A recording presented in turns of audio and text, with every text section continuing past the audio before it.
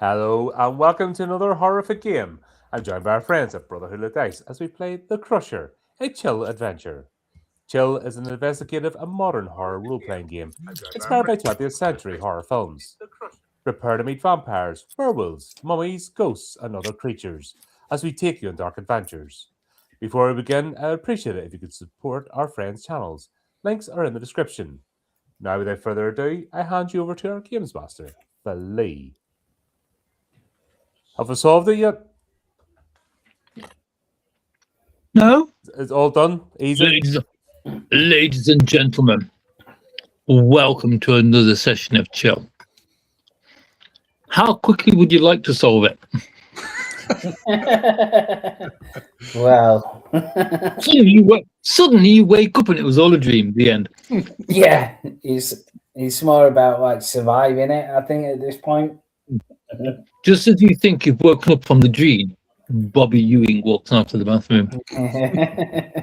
You wake up next to Bobby Ewing. He's smoking a cigarette. Yeah, in a sweaty embrace. I think we're slightly less confused. I think that's progress. yeah. I can't remember how we finished. I remember as We were in the asylum. Yeah, we invaded that asylum. Yeah, didn't we? I remember us And, bungling messed the it all asylum up. Yeah, we yesterday, yeah. completely messed it all up. Dr. Yeah. Patrick actually took it quite well because I thought it'd be better for him to take it well than just like sling you out on your asses. Yes.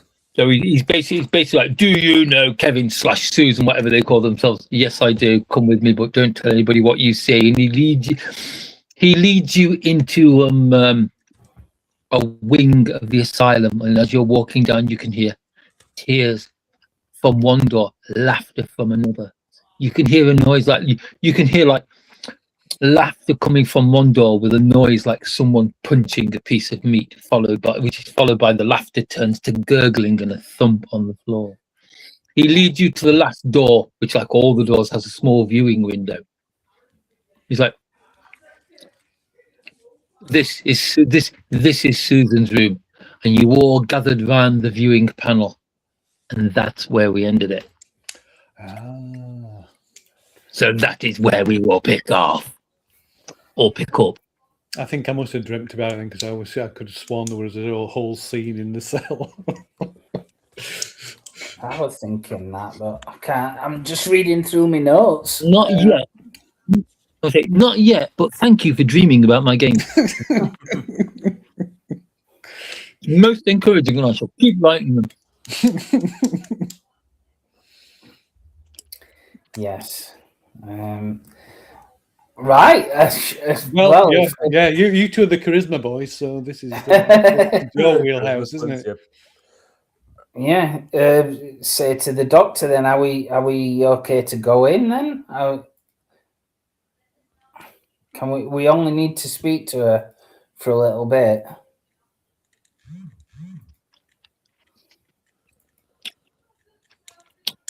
I don't know if I'd recommend going in while she's playing with her toys.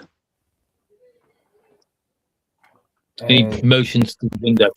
I was going to say, can I have a look, look through while they're while they're speaking? Yeah. The room inside the room is quite dark. The only illumination comes from a table lamp with what appears to be like a handkerchief or a small towel thrown over it, dimming the light. Right. Kneeling on the floor next to the bed, you see someone dressed in what appears to be an old nurse's uniform. You know, the old style before the old style, like skirt and blouse before they started wearing scrubs. In fact, maybe older than that. They appear to be playing with two dolls. Every so often, they just kind of like slam the dolls together and jostle them as if the dolls are fighting. You kind of like you see the face in profile, but the profile seems to be blurred or mussed in some kind of way. But you can tell that the person, whoever this person is, they are smiling a very, very rictus kind of grin. as you can see like the whites of their teeth in the light, in the dim light, literally almost going up to their ear. Okay, mutter under my breath, mummy and daddy playtime, and look at you guys. I may try and get some video just from this angle. I'll put the tripod up a bit higher, it'll fit through, and I don't know whether it's worth trying an infrared yet. Let's just get some video to see what this plays out. Yeah, I mean, if the doctor's right next to us, I can't say anything. But if he's like a few feet away, I'll just kind of like subtly whisper to Simon and say, "Are you like sensing anything?" I was just going to suggest that. So I place my hand on the door and I shall try, probably ineffectively, try and sense the unknown if that is agreeable. Indeedy, if you would like to roll the dice. The doctor, by the way, he's standing behind you, but he's a couple of feet. It's like if you look over your shoulder, he's leaning against the opposite wall. Is he kind of like observing, kind of watching us, scrutinizing us to see what we're doing, or is he just kind of? He's looking at you, but I wouldn't say scrutinizing. He's just kind of like watching in your direction. Okay. What are these Wallies doing in here? Yeah, Come on, give it a G. Oh no, 64.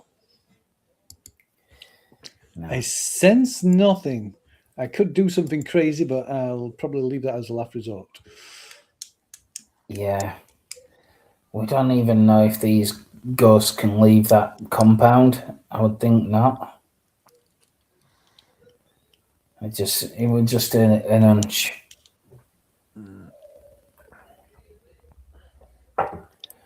That's all. Do you know what? I will set up infrared because if there's been normal video taken, it'll be done through sessions. So I'm not going to get anything new here. So what I'm trying to do is see if there's any other entities in the room or something that's going to indicate that Susan's not alone. Yeah, I mean, how is it that they can be that Susan can be in danger or under threat if the other entities down at back at the scrapyard, if they can't leave the scrapyard? So how is Susan at risk here? I think we've come up with the idea or the theory that Susan's possibly being possessed so he can leave. And that's what we're maybe trying to prevent. And then it's what oh shit, I can't remember. The stepfather, he's the one calling out. Name escapes me. Oh yeah, John Carlin. Yeah, he's wanting this to not happen.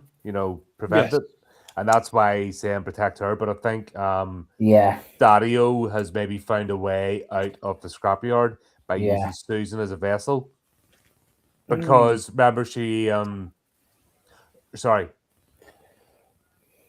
what was the event? Yeah, did she go to the scrap? She did go to the scrapyard, didn't she, at some point? Or am I misremembering that? That was a long time ago, wasn't it? Yeah. Yeah, there's not really been anything happening outside the scrapyard, so I'm not sure where your theory is. I will turn round and ask the doctor if Susan has ever visited the scrapyard that there was the scene of her father's accident, unfortunate accident.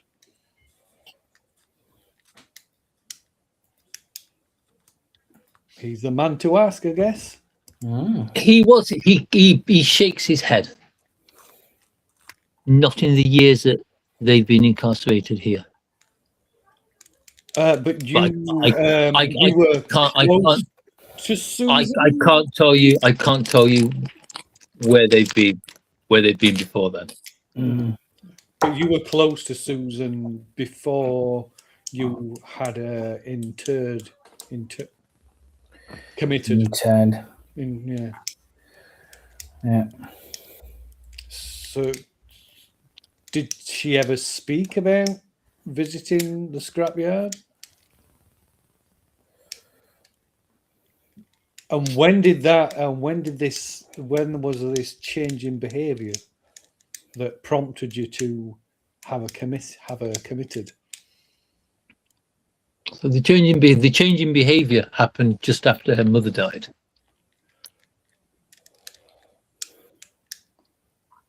It's like it was a few weeks. It's like her mother died.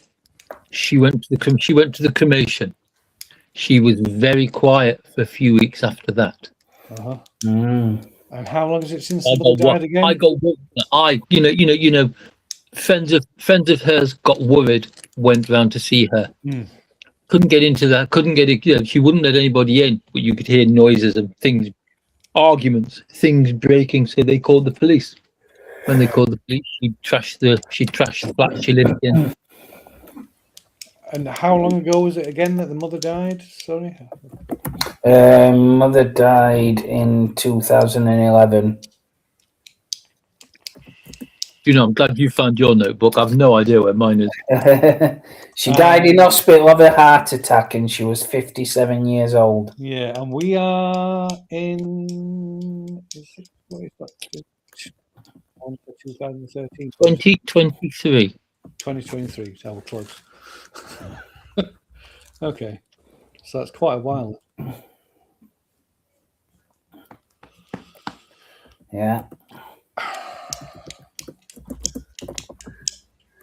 So that's quite a while. And then, do we know? Sorry, some of these things I've forgotten. Some of these. When would incidents begin happening again at the scrapyard? Because that's not been that far. It doesn't run that far back, does it? I don't think. John Carlin died in 2000, and we think that the ghost of his nemesis killed him, don't we? Yeah, he visited the scrapyard, didn't he? And it was a retirement party, and then he got caught. Yeah, he was showing the cut the story, like he was showing somebody how one of the machines worked, and the machine jogged, took his fingers off, and he died of sepsis. Yeah, that's right. Somebody has mentioned it was surprising, like the injury to his hand that took three fingers off his left hand, including his ring finger. Yeah, and it was amazing. They said it was amazing. It must have been the way that like the cogs chewed his hand up, but it looked a lot like a bite. Yeah, but I think that possibly the first kind of like incident. No, like you found kind of like records of lots and lots of, like when you went to the health and safety register, you found a lot of incidents of people being wounded in there. I mean, it's a scrapyard. People get hurt on a day-to-day basis, but some of these were quite serious injuries, and the majority of them happened around machines, especially the machines in the crushing shed. Yeah.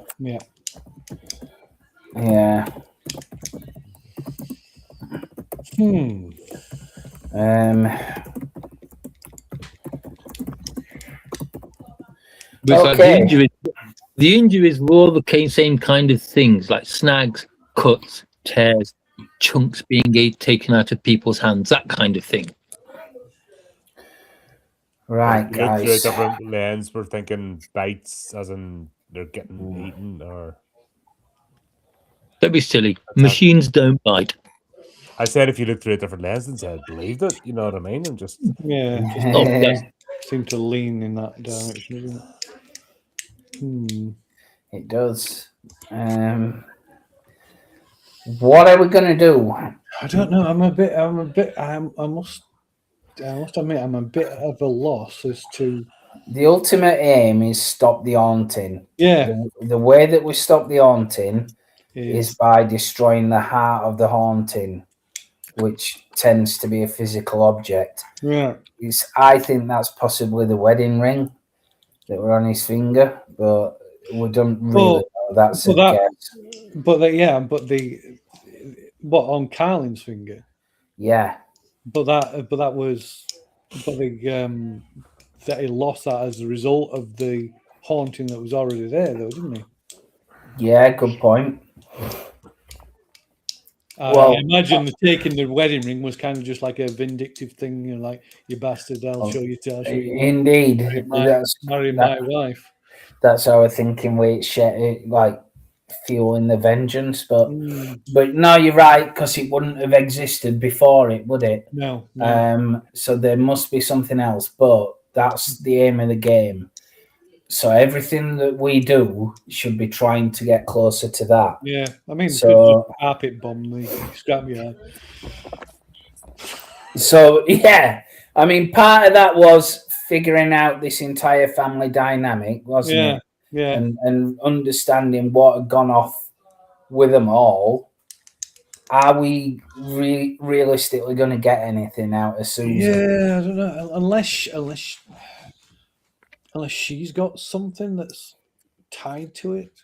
So who's the her that we'll have to keep safe? Susan. Well, yeah, it must No, be but Susan. that's what I mean. So why would...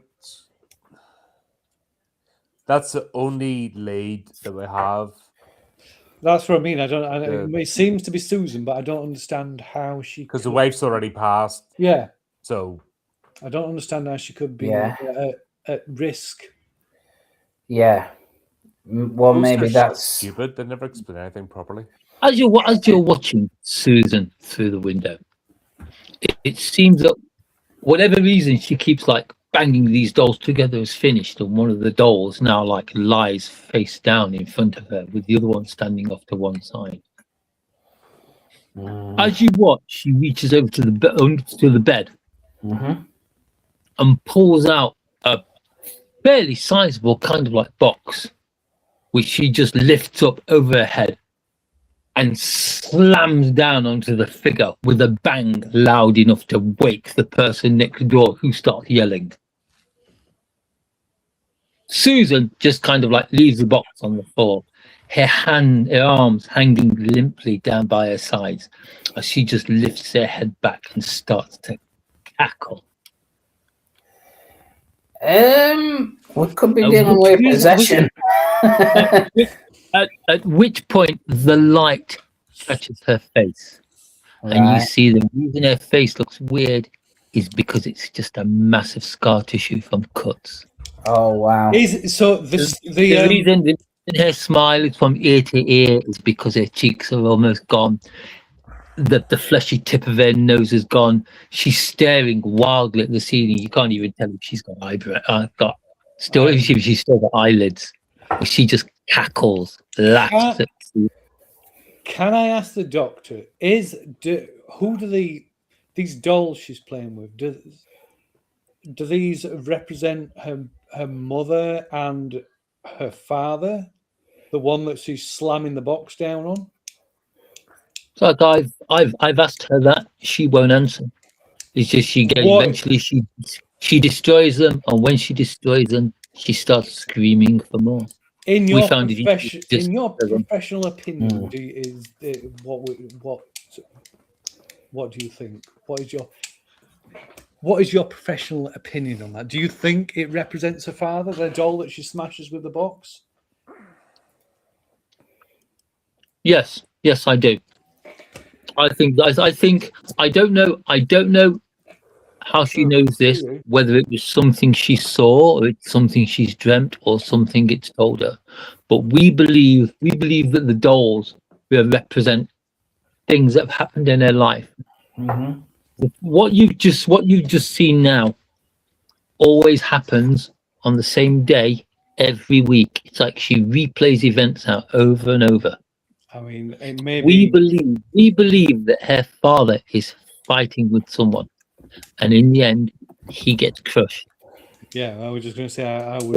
While the other party watches, who these are, we don't know, because she won't talk about it. But yeah, I was going to say, obviously, it would. But assume the box represents the crushing machine. Maybe, So that hints that Nick may have been at the scrapyard. or maybe it was Susan. Well, no, that it happened years and years ago. Happened in 80s, 1982. It happened. How old was Kevin, Susan at the time? Nick, was Kevin? A boy, wasn't it? Yeah, More a boy, weren't he? Kevin at the time, Kevin Kendall. Yeah. So how old? I forget how old he was. I know he was young. Yeah, he was a young boy, 7 or 8, I think. I would say he was 7. I mean, that doesn't rule him out, does it? It doesn't, but I doubt it. Do you know, I really want to join in this conversation, but I can't. We had the theory that it was the wife and the lover. Yeah. That lured him and got rid of him. But maybe it was the son. Maybe it was the son. The son is the one that's most, it would seem the obvious one is the like I said, the wife and the stepdad that swore he was going to protect them. But maybe it was the son. Maybe it was Kevin. My feeling is that it's more that he's using his son. But that's what I mean. I don't get how, if he could reach Susan here, then there would be other incidents, there would be other things happening beyond the confines of the scrapyard.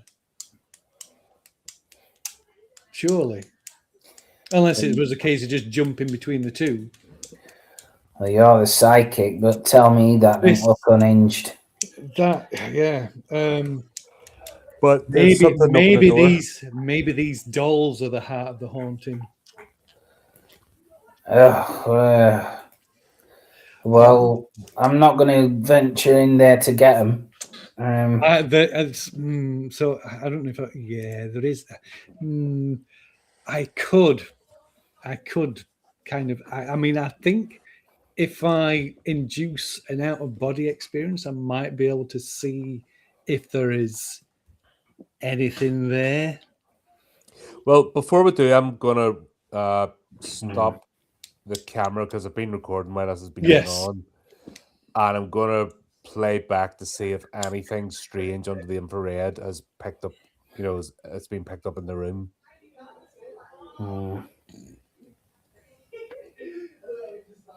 So that's what we'll do. We'll just sort of gather around. I'll rewind and then play it from the start. Yeah. Okay, you rewind and you begin to walk.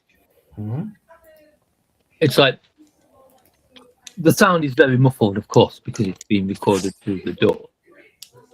But it's like you watch the two dolls fighting. You presume they are now. You watch her pick up the doll and drop it on the floor, roll it over onto its face.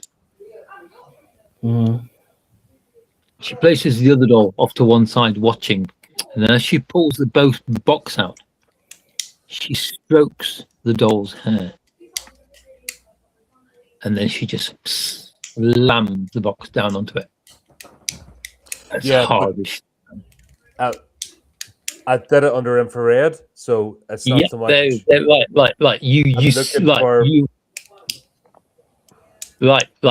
Right. As she like watching it, as she pulls the box out from under the door, the moment where she caresses the doll, her face flushes, becomes a lot brighter. She slams the box down on it, and then the heat slowly fades, but there's no sign of anything else that is infrared in the room with her. The only heat sources in the room are what you presume is a radiator off to one side, hair, and the table lamp. Yeah.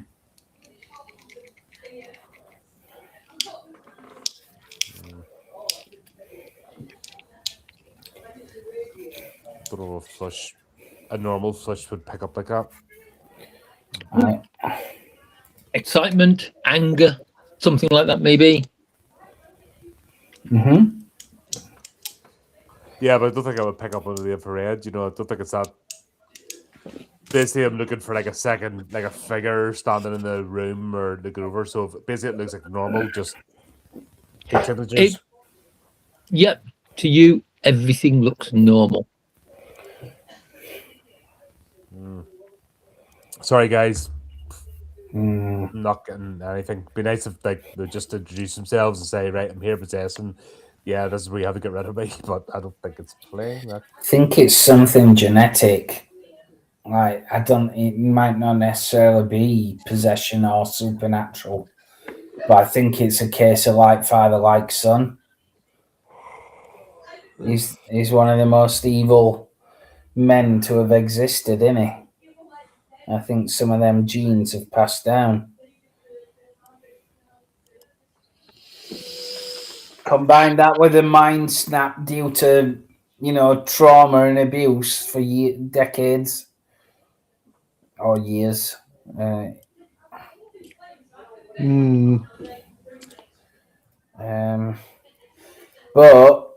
the words were clear, protector. So that's clearly something we need to be bearing in mind. But how the aim of the game, metaphorically, is find the haunting item and get rid of it. So what are we going to do that? Yeah. I think it is going to be in the junkyard, isn't it? But I mean, we've fought so hard to get here. It feels weird not doing anything when we're here. But part of it was getting to the bottom of who Susan is and why she's here.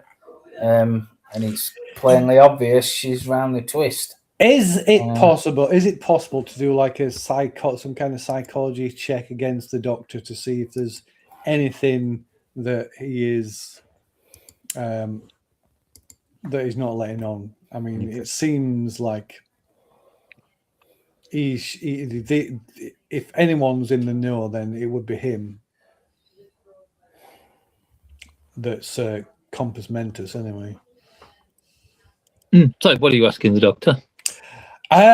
So just going to engage, just engage him in general like conversation about him, maybe going over what we've already said, but try and use that as a vehicle to try and determine if there's a sense that he's not telling us everything. A psychology check, if you would. Ooh. I'm not sure if you have the skill, you can definitely make one. Yes. That's if you don't have the skill, I'm sure that we can come to some kind of agreement. So it's not going to be your to say, look, I guess the closest one would be perception, maybe. I'm not sure if that counts. If that counts as intuition perception as well as visual perception. I will let you make a perception check. Okay. I mean, it's one of my better ones. It's not fantastic, but it's one of my better ones. What was it? It's got 61. Come on. Yes, 16. Very nice, very nice. Right. It's like as you're discussing after watching the video, as you're discussing, you glance over to the Doctor. He's just kind of like looking down at the ground, shaking his head. As he lifts his head, you can see a look of disgust flicker across his features. Oh. Disgust. Is that? Would I think that is aimed at us or at what's going off in the cell? Is it disgust aimed at Susan? You tell me. Clues have to be worked for. Pretty sure it'll not be her because he's put her there, and he's protecting her. This isn't Dungeons and Dragons. I don't know.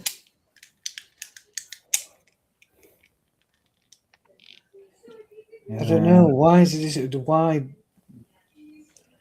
discuss to us? I mean, I suppose he doesn't. He's not overly keen on us, I suppose, because we've tracked him down. We followed him and tracked her down, which he was trying to keep her hidden, wasn't he? Yeah. Yeah. But yeah. What this is? I'm just beginning to wonder if we've been attributing the wrong things to the wrong people. Maybe the doctor. We can't obviously not. No, discussion in front. No.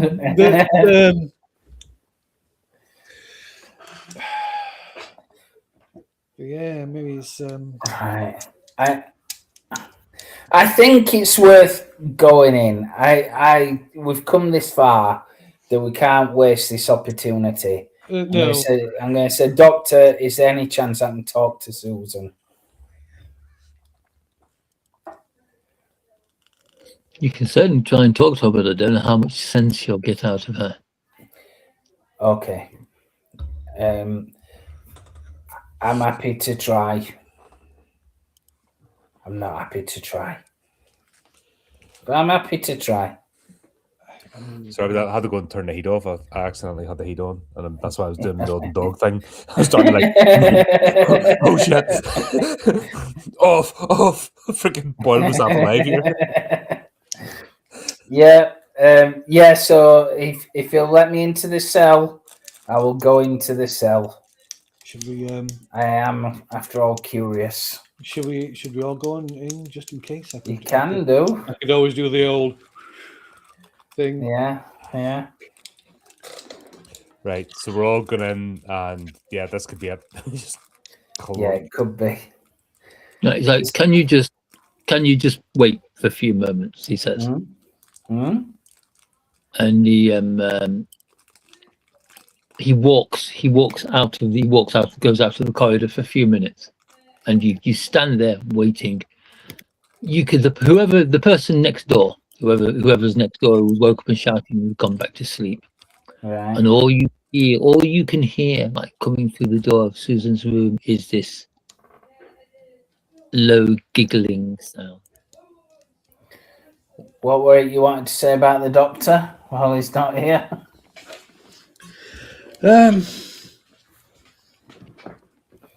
Maybe his reasons for locking Susan up aren't so altruistic after all. Maybe, I mean, he looked disgusted. There was a look of disgust on his face, and I'm not sure if that was disgust at us. Yeah, in terms of protect her, yeah, maybe it's protect her from him. Or if it's disgust at Susan. It's interesting that his wife got so upset every time, or the fact that Susan was brought up and he went. A psychiatrist on call, for example, would just be part of the course, and especially if he's administrating an asylum, getting called in wouldn't be abnormal. But when we set that up, the wife was definitely not happy. So it's not just a doctor-patient relationship.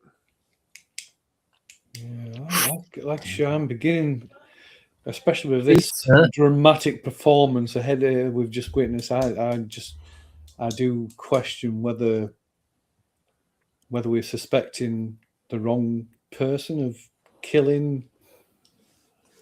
But how did he get involved in the whole? She volunteered at the hospital.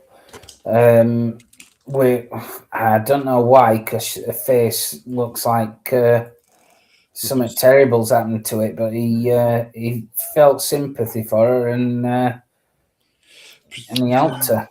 Presumably, that happened after. I mean, we don't know, but I'm presuming that happened during the weeks that she was hiding away in after the death of the mother. Yeah, possibly. But yeah, that's how he's involved, because he got to know her through volunteering at hospital. If we're being told the truth. If we're being told the truth. The door opens and the doctor walks in with 2 incredibly beefy security guards. Right. Are they wearing leather chaps? They are not. They are not wearing leather chaps. They're not carrying 3 straight jackets. No. Okay. That's good. Just like typical beefy bruiser style security guards that you see. No ball gags and hobby horses. Mental assassin. No, nothing like that. I'm sorry, you're so behind the times. Have you seen the state of security guards today? They aren't even wearing fluffy, feathery pink boas or cowboy hats. Okay, let's do this. The doctor explains that they are for your protection. Right. Okay. The doctor knocks on the door. Susan, I'm Susan. It's Dr. Patrick. I'm coming in. I've some people who want to talk to you for a little while. And he twists the lock on the door, pushes it open, he reaches off to one side, switches the big light on. He switches the main light in the room on. Susan, still kneeling on the floor, just puts her hands over her face and turns away, making a slight, best described as hissing noise like an angry cat. Oh, wonderful. Susan, we just wanted to ask you a few questions, if that's all right. We're not here to bother you. We'll ask them and we'll go. I don't know you, says Susan. The temptation is there. I know. You don't. It's fine. We haven't met. We're just looking into like a bit of history, and we were looking at families in the local area. That's all. And I heard about your family, and I just wanted to ask you. Your family worked at the scrapyard, yes? She turns her head slightly. It's like revealing a scarred cheek. You're pretty sure you can see her teeth through a hole in her cheek. One of her eyes, jagged flesh, lots of jagged flesh, slice marks around it, turns in your look in your direction. Nice. As it does, a trickle of pus runs out the corner of it, and she just stares at you. Her eye, a strange, almost bruised, bloodshot colour. Okay, so she's just staring. Looking at you. I'll say, are you thirsty at all? I'm thirsty. Just so tempted to blurt something out. Are you hungry? What would you like? A Mars bar? Slowly shakes her head. Okay. Would you like some orange crush? Yeah, I don't think a finger fudge is going to be just enough in this case. No. So yeah, like I said, I was just wondering, your family, can you confirm for me? And I'll like look at my notes or whatever. They worked at the scrapyard, didn't they? She nods.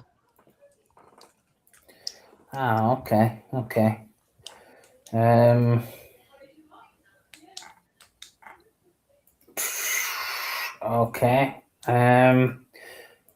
what did your dad work anywhere else?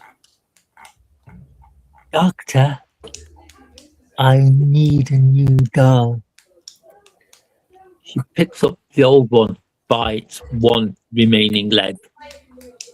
Its limbs hanging off on the weird piece of elastic that they put in dolls. And she just kind of like gently tosses it over. It lands at your feet. I will innocently blurt out, "Oh, that looks as if it's been crushed."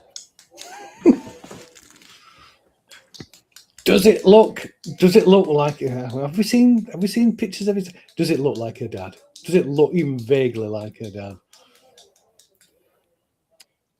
Ooh, should I maybe roll a perception test for this? Go Yes, on, it then. does. Right. Oh. The doll.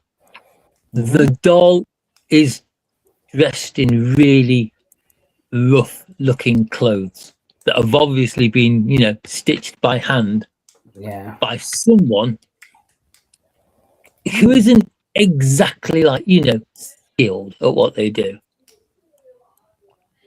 But it actually does have, from the pictures you have seen, it does have a passing resemblance. I'm never gonna slag somebody off for not being a tailor, because if I go to sew a button on, that's an event in my life. I had to mentally prepare to do that. I'm like, So I've got to be honest, I'd just get the sewing machine out and do it. Is the doctor in the room with us? He is. He's standing in the doorway with the two hired muscles. Yeah.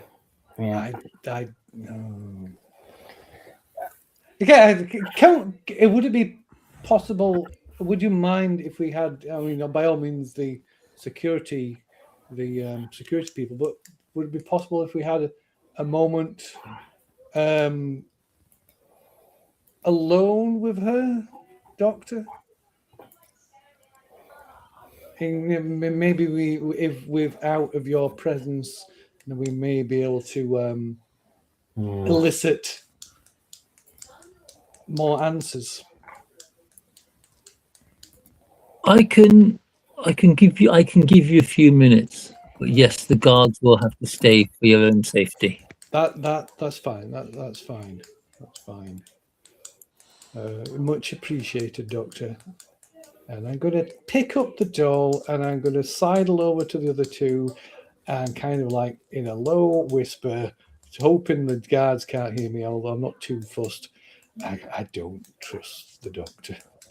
Okay. Why? This is clearly Susan's, a representation of Susan's father, and the doctor claimed he had no idea whether that was the case. And I find that hard to believe. Okay. Don't you?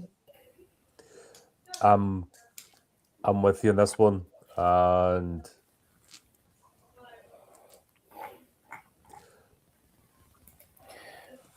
all right, how to just like getting our heads chewed off, literally.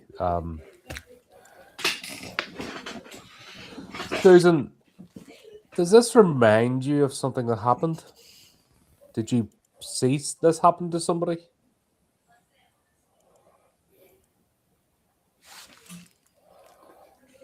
She turns around and looks at you, dropping her hand from her face, revealing scars older than you. She smiles. Am I gonna have to roll? Am I gonna have to roll the not? No, this isn't scary. This isn't what scary. I mean is, right, I want to be sincere, right? But if her visage is slightly disturbing, I don't want to just flinch at it. Do you know what I mean? I could. I'm making this hard for myself, but I'm just wondering if by not flinching and just looking completely casual, would that work? As in make us seem more natural. But if I like flinch or turn away, involuntary. I can make a personality roll. You see if you can hold your face. That's what I'm trying. That's what I'm thinking. I might just, basically what I'm going with is she obviously knows this is either self-inflicted or happened, right? And she's probably used the people flinching. I'm gonna try and just be as casual as possible and use that as a lure to try and get her to open up. Or go to completely stuff us and where I'll get my nose bit off. One of the two. Yeah, sure. I think all three of you should make this roll if she turns down. Okay. What's the stat again? Sorry. Willpower? Oh, we're going to say willpower. No, he said personality. Yeah, right. I passed. So yes, yeah. So I just act as if this is or willpower. I'm going to go with willpower because it's way better. I'm lucky, right? So yeah, I just act as if this is not a reveal. It's just I'm fine. Her face. Right. Her face. Oh shit. Her face is a massive scar tissue. Literally, it's like her forehead, cheeks, what's left of her lips and nose is just a hatch, a crisscrossing of what looks like razor blade marks. Yeah. On one of her as far as her nose concerned, as far up as like the bone, her nose is being sliced off. You can see through the scar tissue. You can literally see one of her cheekbones where she's just kind of like sliced a piece of her face off like ham. The entire face is red and inflamed through infection. As she smiles, what's left of her lips literally draws back to her ears, revealing her teeth. Various cracks and seams open in her face, and blood and pus starts to trickle down. Nice. This gives the impression that some of this is quite recent. Then. Yeah, that's what I was thinking. But I'm pretending not to notice. One of her eyes is blood red. The other looks fairly normal. There's intelligence in there, but there's no sign of sanity. I'm gonna, my willpower just like buckles. I'm just like, Gaga, you crushed your father, didn't you? What, Simon?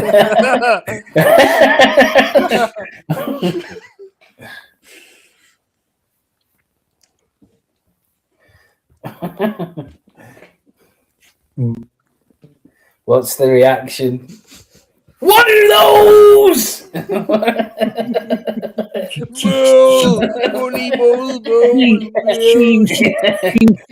She almost giggles silently, bringing a hand up to her mouth, biting on the knuckle almost coyly in the same way that a schoolgirl would if she'd been accused of something. That she actually did. Yeah. Oh, I didn't say that. All right. Okay. Oh, I'm good. I said your father deserved it. He deserved to be crushed in that machine, didn't he? Anyone who did that should get a medal. They should be celebrated. There should be a hero. He was an evil man, and he deserved to be crushed.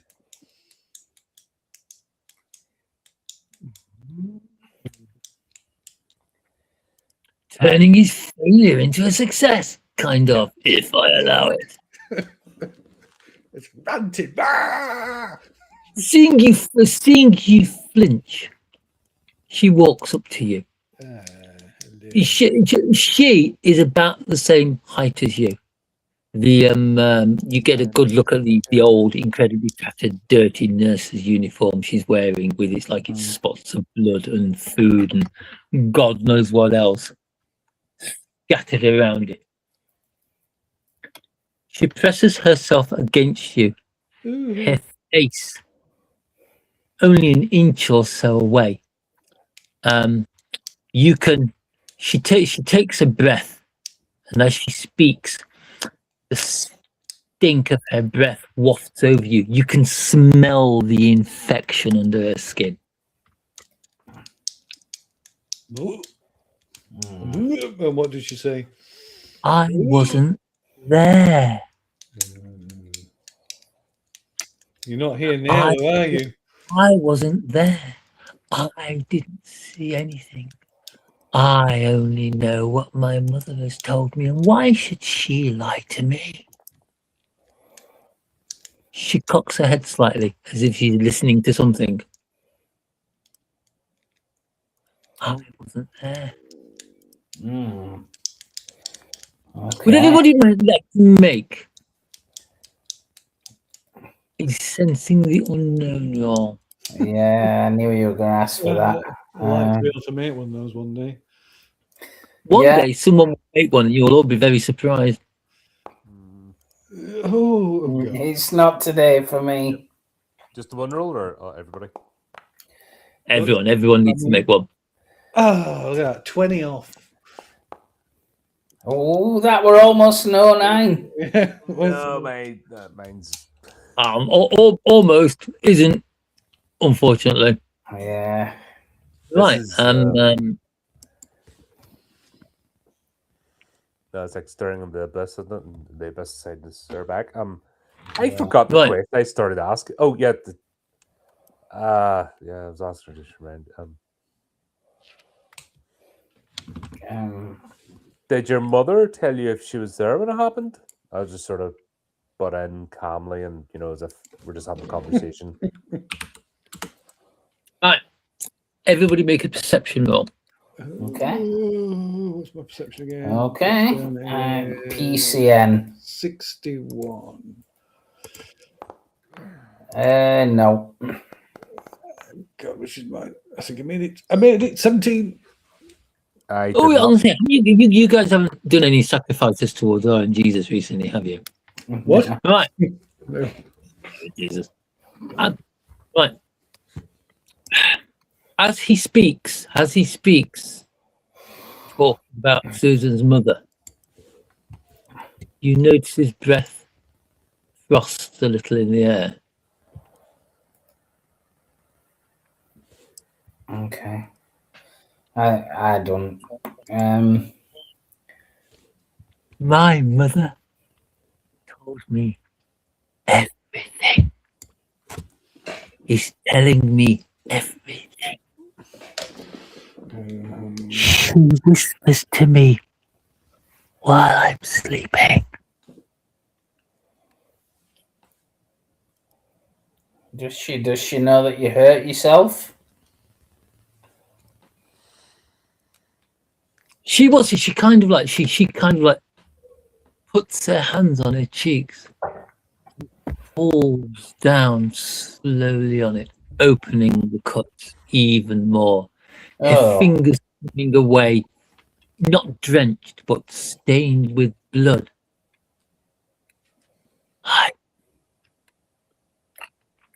She leans in. She turns to you and she leans in. You can feel her warm breath tickling at your ear. I had to do this. Had to or wanted to? Because I looked like him.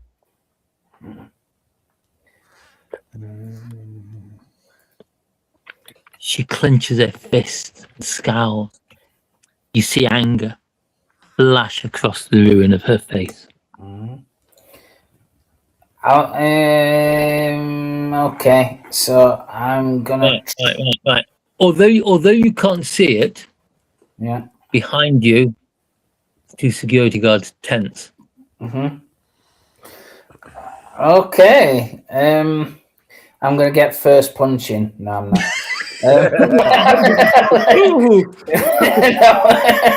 I'm gonna try and use savoir faire and try and explain to Susan, or in a roundabout way of de-escalating it, try and convince her that she's not her father, even though she might have looked like him.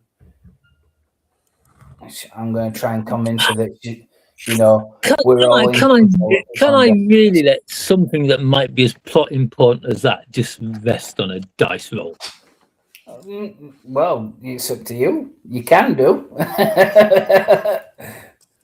But yeah, I'll effectively say, we're all in charge of his own destiny. You're not your father. You might look like him. You might feel like you are him, but you're not him. You're your own person. You always were. And he was scared of that. I've seen it. I saw it in a dream. He looks at you with her one lunatic eye. What have you seen? I've seen enough.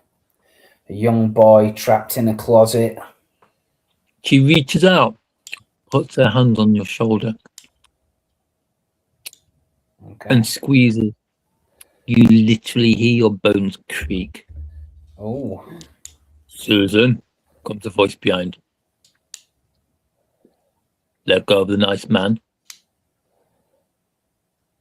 She leans over to look over one of your shoulder.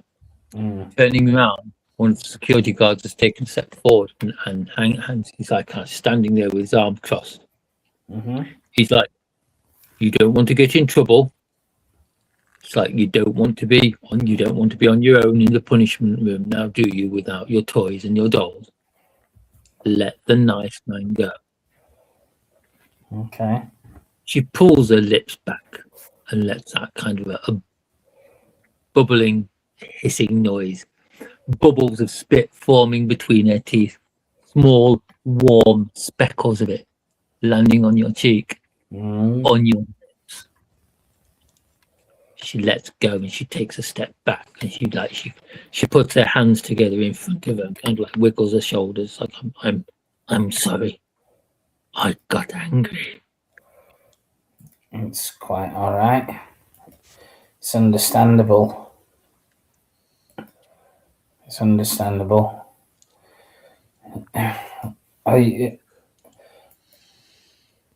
Does the doctor treat you like your father did, or does he treat you nice?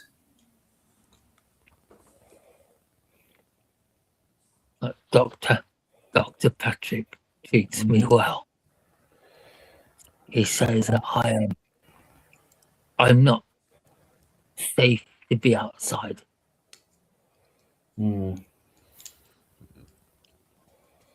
Okay. Says I'm happier here than I would be out there. He's probably right. You didn't like your father, did you? She opens and clenches her fists several times. What would your mother say if she found out that he was still around, causing misery to others? What would she say about stopping him?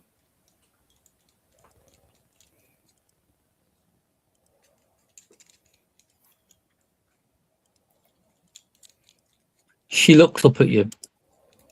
For one moment, just a brief moment, the crazy disappears from her eye to be replaced with a crystal clear lucidity. You can't say that. Don't say that. A wind, a gentle breeze blows through the room. Nice. She takes a step. She takes a step forward, putting both of her hands on each of your shoulders and giving you a not so gentle shake. You can't say that. You mustn't say that, Susan. I'll just jump in. I'll go, Susan, we're trying to get rid of him forever. Right. Both of the bodyguards take a step forward. They look as if they mean business. Yeah. She keeps shaking you. She shakes you harder. You mustn't say that. You mustn't say that. Right. Okay. The table lamp falls over with a tinkle as its bulb breaks. Completely miles away from where she was, or Oh yeah, it's the other side. It's the other side of the room. You almost feel the room shake. Something about this feels very familiar. Very familiar. yeah. Not speaking to Susan, like, I'll just, because we're in for a penny and for a pound. I just go, we're trying to stop him. We need you to help us. We need you to tell us how. We've tried once, we nearly failed. We're trying to stop him. Help us. I'll actually not even direct it at Susan. I'll direct it into the center of the room. Interesting. Okay. Yeah. Right.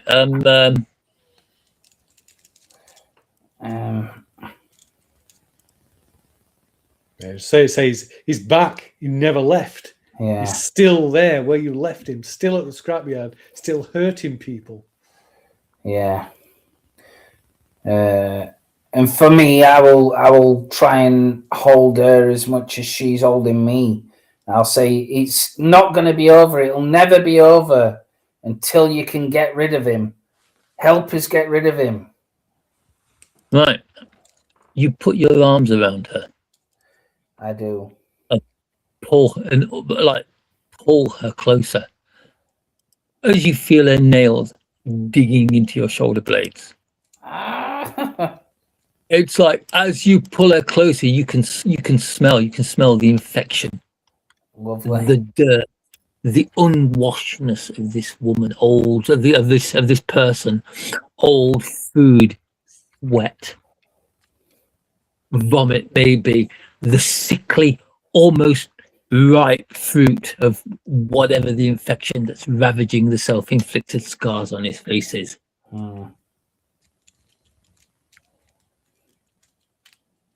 But you holding her, she pushes back against you, pushing you to arm's length. Okay. I will allow it. And see what she's doing. Right. Her face is a twisted mask of anger. Right. Okay. Just for the fun of it, everybody make another sense roll. Sensing the unknown. Come on, baby. Once, come on, let's. Oh, look at that. Oh, yes! That's victory. Right. Who rolled 0-1?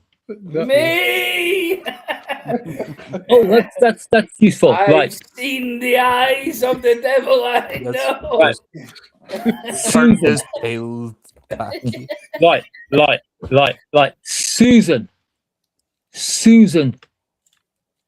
from her one usable eye, stares into your face. Her face, a twisted mask of blood, pus, and anger. Right. And as you look into that eye, you realize something. Yeah. This is Susan. This is Carol.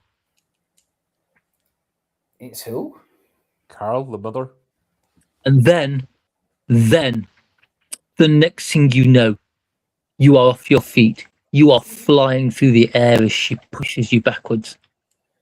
You land with a clump against one of the security men, who just kind of like pushes you off to one side. The first security guard pulls a small black box from his belt, presses it.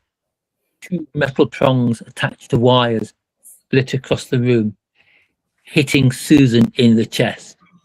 She screams and convulses as the taser takes her down. Right.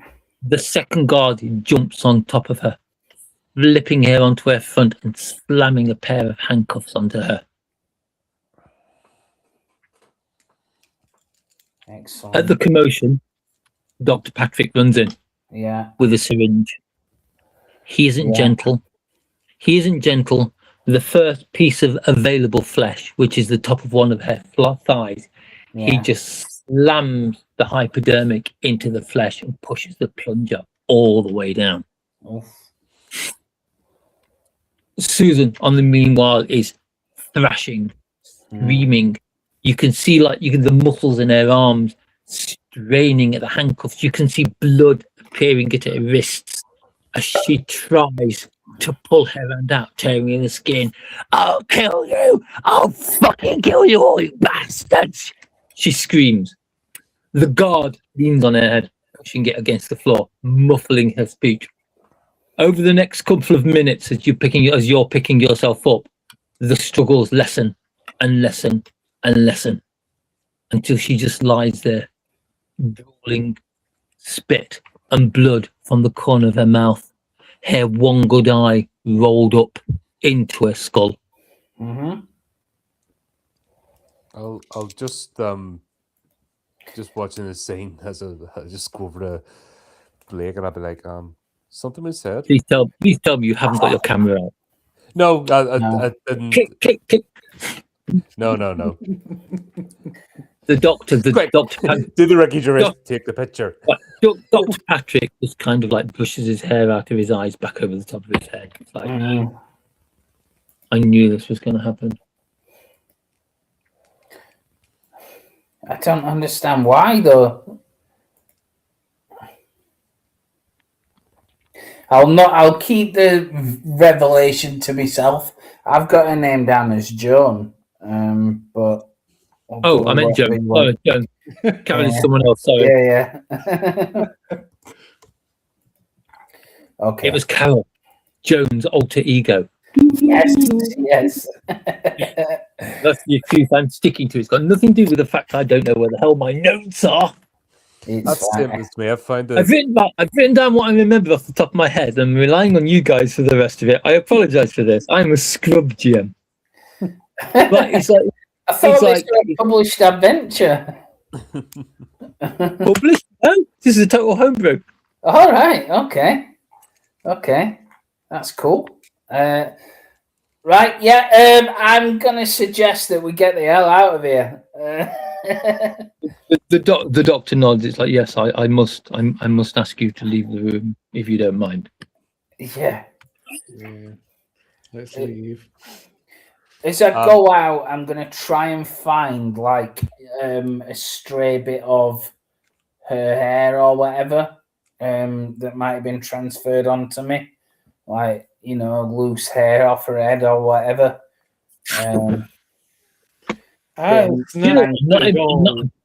Right. If we're moving the story on, yeah, I'm not even gonna say I'm not even gonna say like, oh, roll for luck. It's yes. Yeah.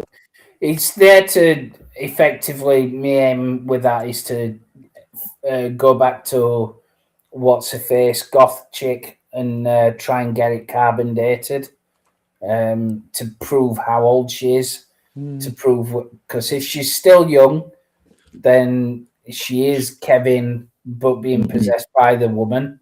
And if she's old, she's done the orphan or whatever it is.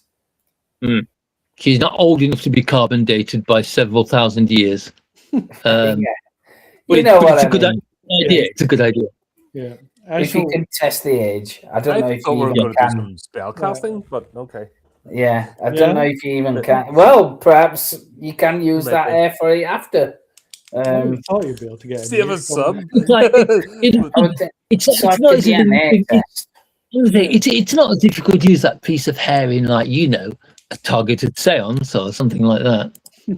Well, we know how good that went last time, don't we? Like I say, I'm gonna snatch up that doll as we're leaving as well. You right. Yep. I will totally allow that. It's like in the chaos of everybody running around and all the scuffle and like giving Susan the chemical caution, all that. I will allow you to have like picked up the doll and pocketed it. Yeah, stuff it inside my jacket. And... Now the question is: are we gonna get out of Dodge, or are we just going to the canteen to talk to Dr. Patrick again before we actually?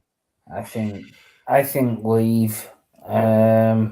We can always find Dr. Patrick at the hospital again. Do we have cards? Business cards? If you want business cards, you've got business cards. So like I said at the beginning, like the equipment listed is only the equipment that like the game needs you to have. If you want any little bits and pieces that you use in day-to-day business, I just with a personal number, not the paper one, but just write it down write it down on a piece of paper with a big biro. Yeah. So as we're heading out, because we'll have to go to the security doors, the nurse or whatever's on the desk I'll hand over cards and say, could you ask Dr. Patrick to call us whenever things are calmed down? We'll try and get this sorted or discussed further under calmer circumstances. Please. Maybe we should lure him to the scrapyard. You should lure him out for a couple of drinks. Yeah. I'm thinking of a Green Mile sort of thing, instead of bringing, John Coffey, we're going to bring Susan to the scrapyard to cure the Crusher or / Carol. But I don't know that yet. Okay.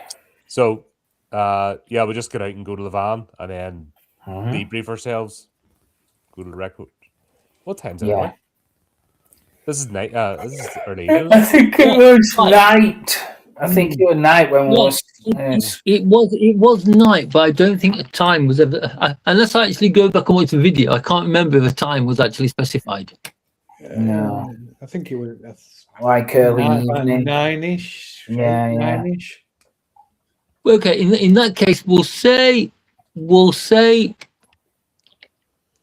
it's just gone 11. Okay. So, tell them what I found or what we saw.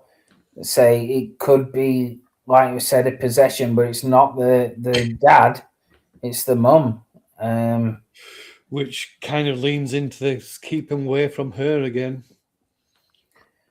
Yeah, whichever way, but that's not solving it, is it? That's no. And that adds a new what mother would possess their own child? Unless it's not a possession. Unless, like you're saying, unless it's... It could be that because she allegedly died in hospital. So it could be some kind of weird thing. Yeah, but if your presence, like, let's go with the Carol still retains her personality as a mother, etc. If your presence was doing that to your own child, would you stay? That's twisted. You know what I mean? That's not a parent's love. What did Carol do again? Welcome to the darkness.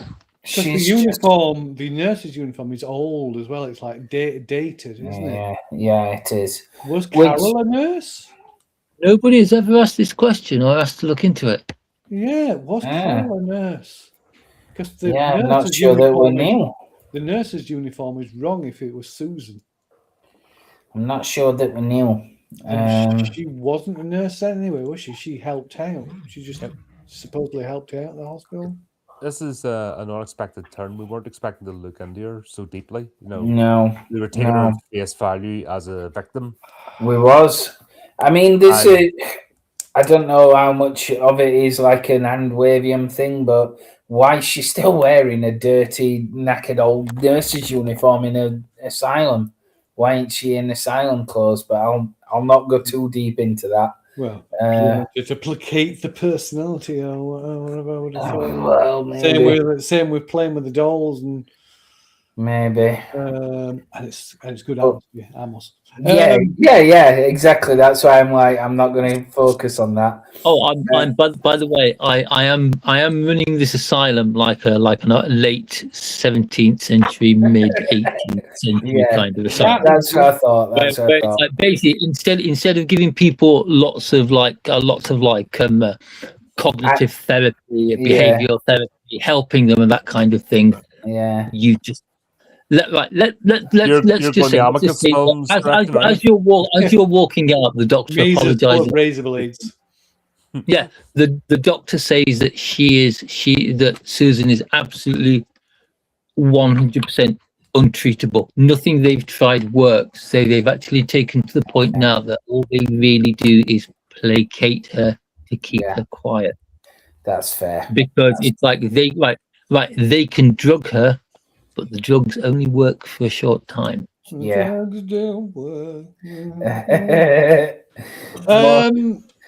Can while we're in the van, can I phone? I mean, assuming it's the same hospital, can I phone the hospital under the guise of being a journalist and trying to track down someone and ask if oh God, I forgot the name. If someone by the name of Joan Kendall was ever employed as a nurse in the hospital, it wouldn't say it would have been like what 20, 30 years ago. Yeah. And Joan Kendall is might be known to her friends as Carol. Yeah. Carol Kendall, famous maker of the cake. Yeah.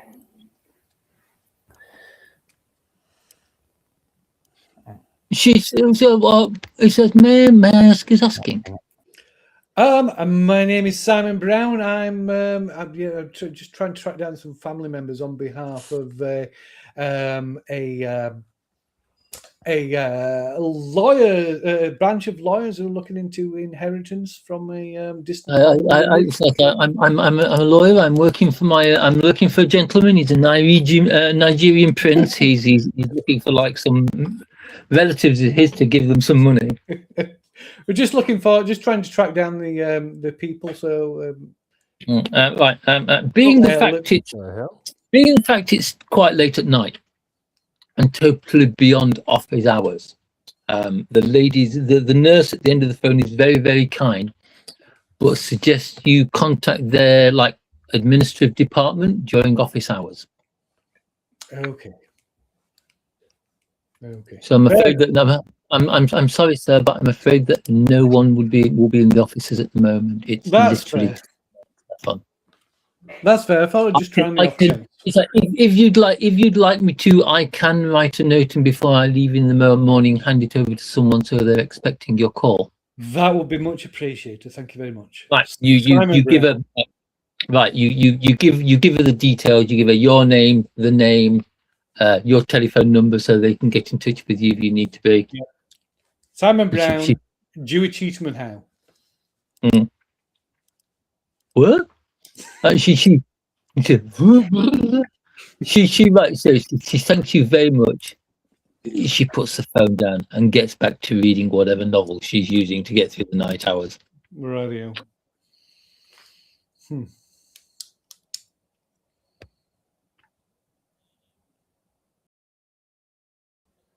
The problem now is it's kind of like it's 11:30 getting on midnight, and in literally in 5 hours time you've got to be at the scrapyard. Yes, I think it's possibly time to return home and retire for the evening. Yeah, we shall. Is it Carl? No. I forget the golf girl. Carl, Susan. No, Susan we just spoke to. No. The golf girl, George, Joe, isn't it? Georgie, Deb. Deb. Yeah, that was our next. That was our Her next name guest. is Deborah. Yeah, Deb. that was our next go. Got there. It's like you'll be glad to know that because she comes from a working class family, she's totally okay with being called Oi. Right. Before retiring for the night, we'll drop her an email. Just type. Here's the events. Here's what we've discovered. Need sleep. Can we drop? Or if there's better about, maybe we could drop off the hair sample and she could get it tested. Could put it in a bag or whatever, couldn't we, and post it, I guess. Yeah. You tell her you've got a hair sample and she like holds out one of those just kind of like zip top sample bags. Yeah.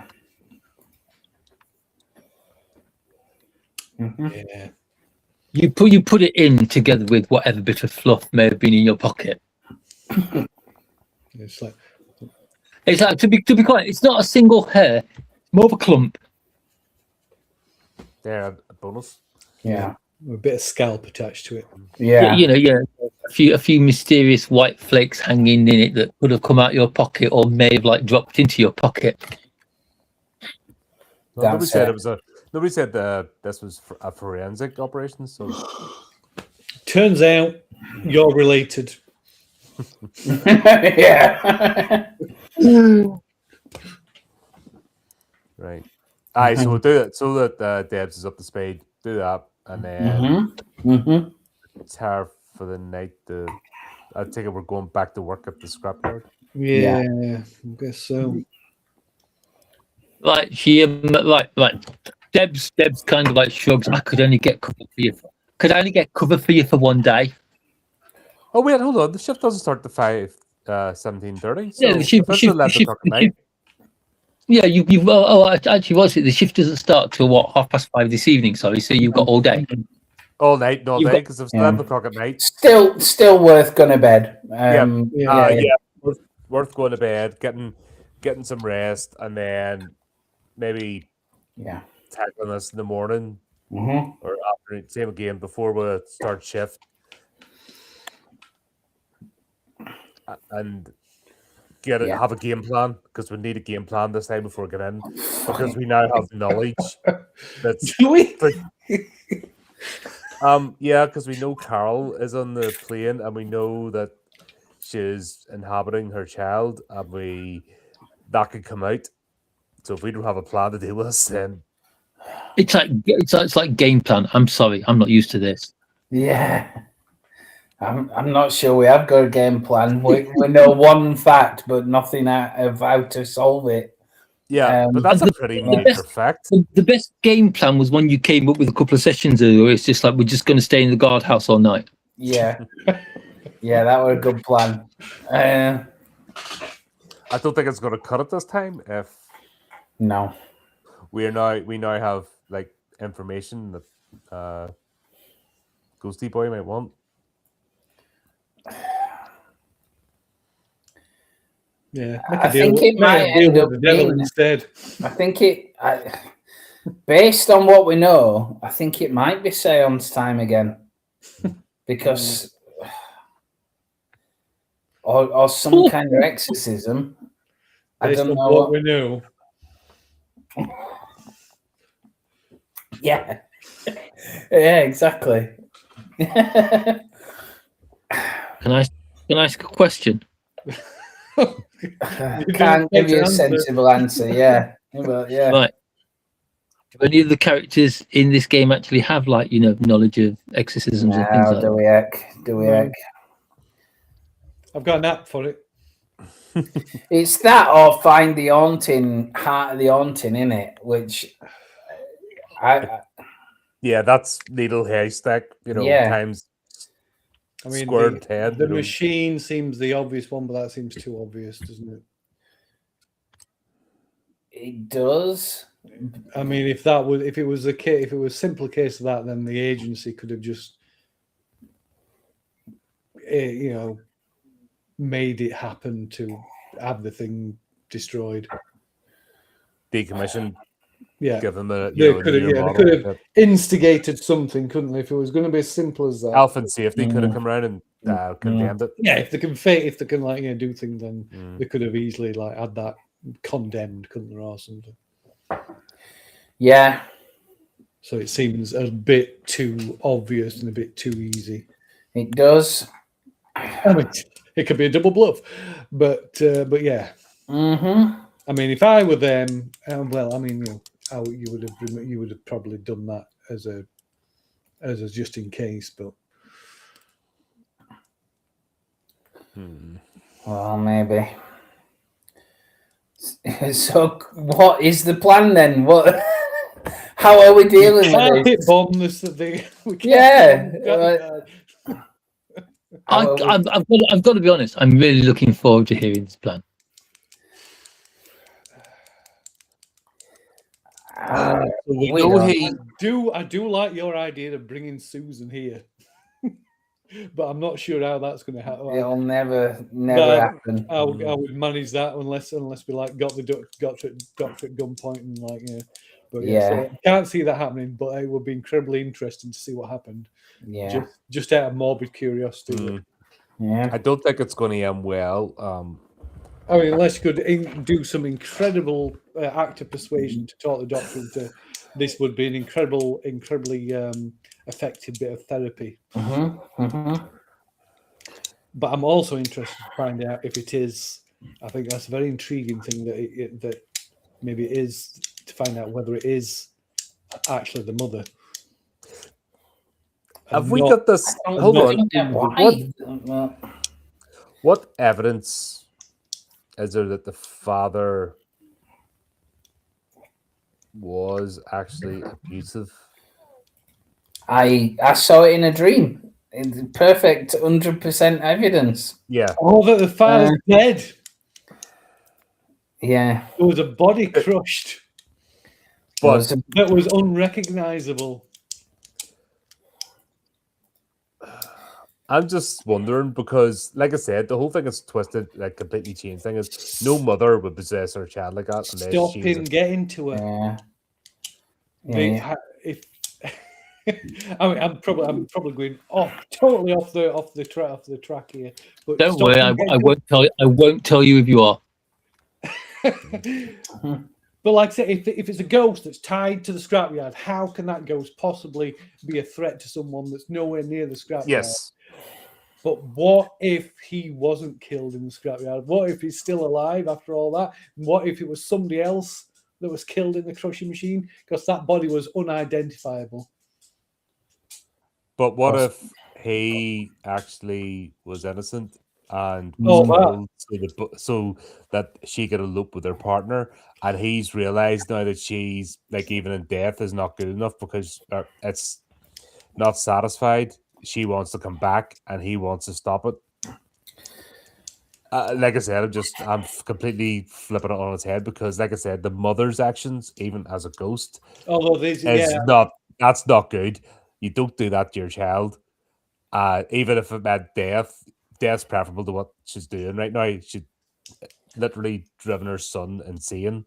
Although there's a thing about keep him away from her, wasn't it? Yeah, but that's, like I said, that's not a life. It'd be better just let them have her because that's not, you don't do that to your kid unless you absolutely despise them. There's no logical reason. I'm floundering. Drive your child to that level of insanity. Like they'd be better dead than living the way they're living. That's my point. Coming off.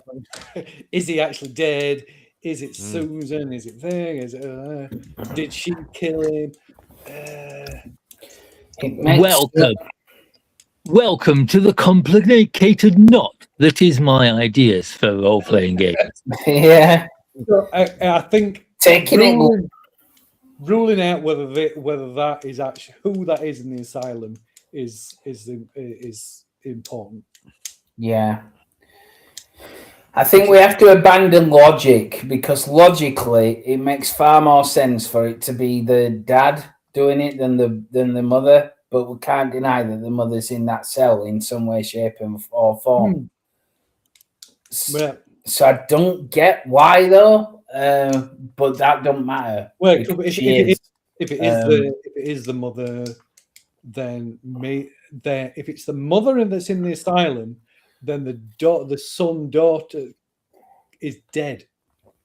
Potentially, well, there's two scenarios, isn't there? Either the son is in the asylum being possessed by the mother, or it's actually the mother in there and the son is. Oh yeah, the son is dead. Maybe the son was in the crusher. I don't think so. No, massive difference between an adult. You know what I mean? Yeah. Even though it's unidentifiable, adult Oh body, yeah. child's body. You know Yeah, it's true. Yeah. They Not also as much wouldn't- pancake It mixture. also wouldn't make sense that they'd actually bringing a surrogate son for the last. Yeah. They'll be like, "Where's Johnny? Where's?" Yeah. Yeah. See, I know where this is going. I don't find it confusing at all. Well, that's good because we're going to need some hints of Deb.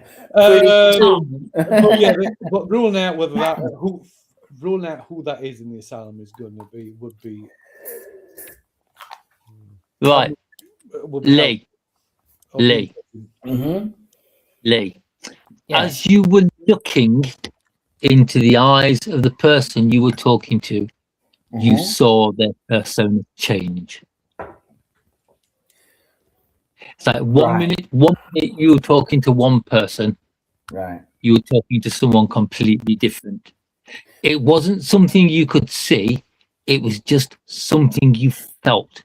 It was like, it was like when you're walking down the street and you see someone who looks exactly like someone who died years ago. You just feel that little jolt of a shock as you see them before you realize it was that kind of thing. Whoever you were talking to was gone, and you were talking to a completely different person. So it's possession. Exactly who you were talking to. Yeah. Does that help? Yeah. Well, only clarifying so much. I haven't got as much faith in it being groundbreaking. I mean, you could say about Norman Bates, and like the 1 minute you're talking to Norman Bates, next minute you're talking to his mother. Yeah. I think it's that situation though, isn't it? So there's some kind of like possession thing. The lamp smashed on its own, so assume possession. Yeah, assume possession or psychic powers, whatever way. Replay of the air changing and going icy cold and.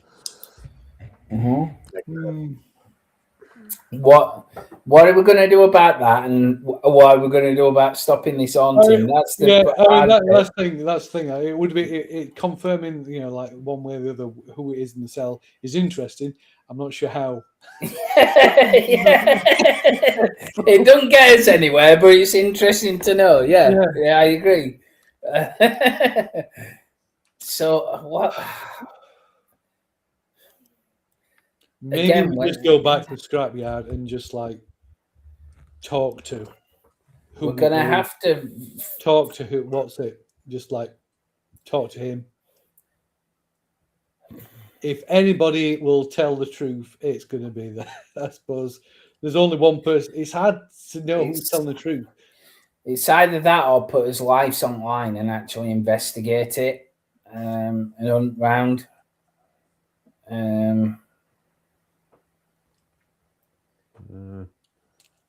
But I mean, we almost came to a sticky end last time, didn't we? Yeah, poking around and kind of just like potentially just stirring up a hornet's nest. But if we're gonna do that, why not just go straight to the source and just say, "Hey, that reminds me. One of you managed to stab their hand on a hypodermic. We need to do all the checks to see if you actually do get hepatitis or not."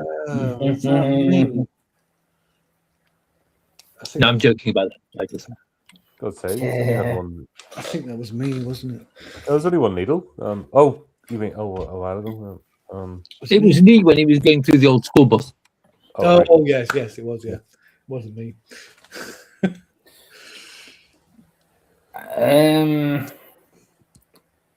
Yeah. So There's the stack of cars. There's the crusher.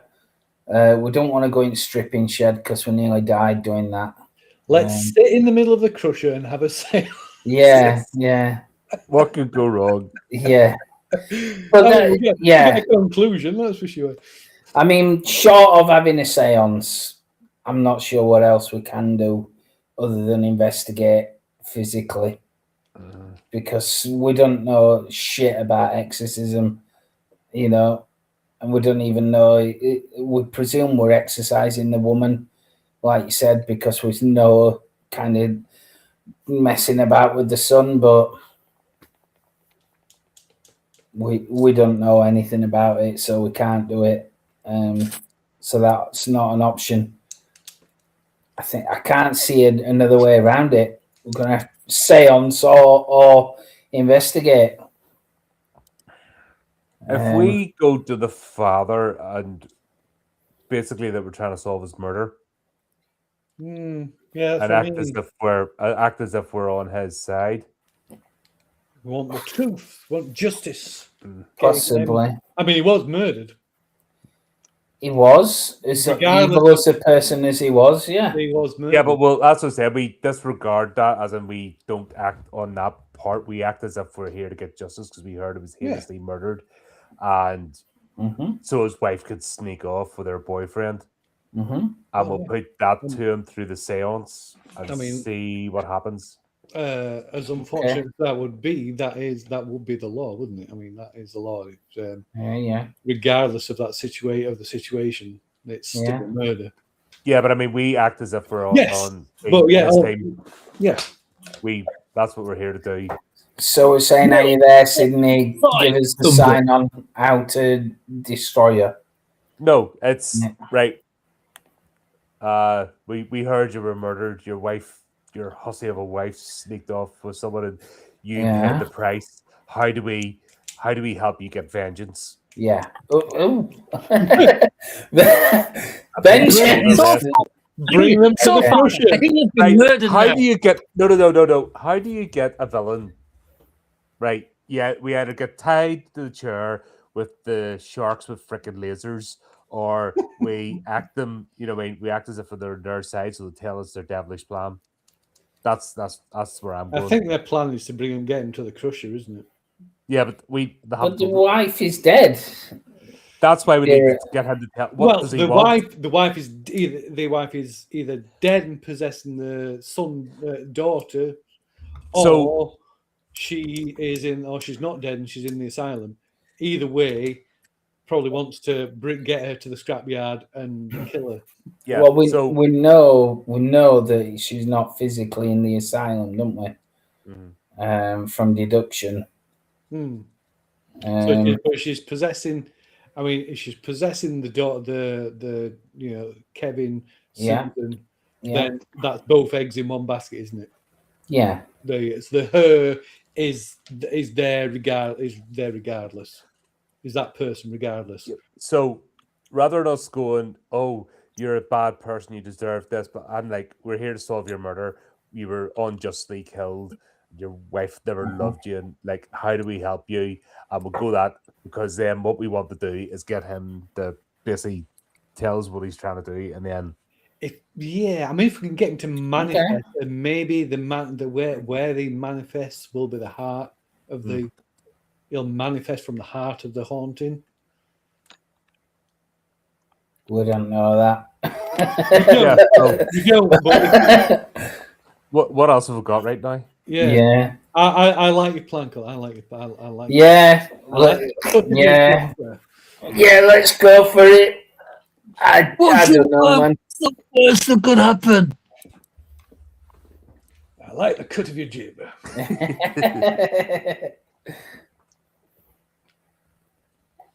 Right, so I think we're going to manifest him, and he's going to fucking kill us. Yeah, but then again, if we explore, we're going to die anyway. So I think that's just like hitting a hornet's nest and like Where's your sense of adventure? But we're going to pretend we have a pot of honey. Yes. We're going. Okay. going in with the smoke gun. Yeah. Yeah. The pot of honey or whatever. Yeah. Whatever metaphor is going to Yeah. help us stay alive. Yeah. We're going in as a diplomatic envoy. Yep, that works. Yep.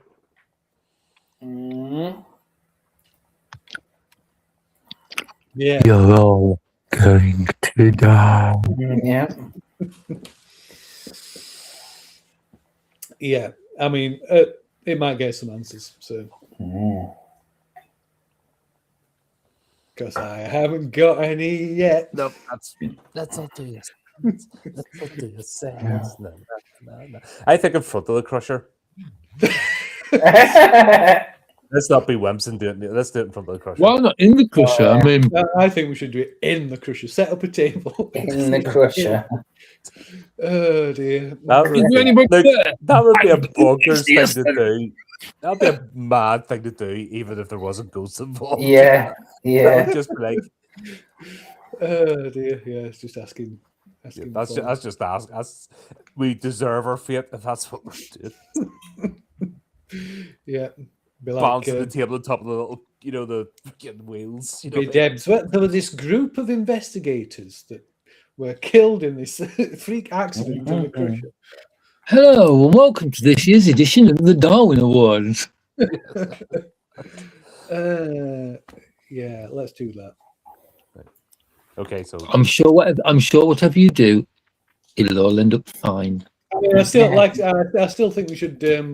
Well, you've given the sample to Debs, haven't you? It'd still be, yeah. Even though we probably know the answer, it'd still be interesting, perhaps. I'll sleep with a doll. we don't bring either that or the hair sample with us to the Do we scrapyard. not?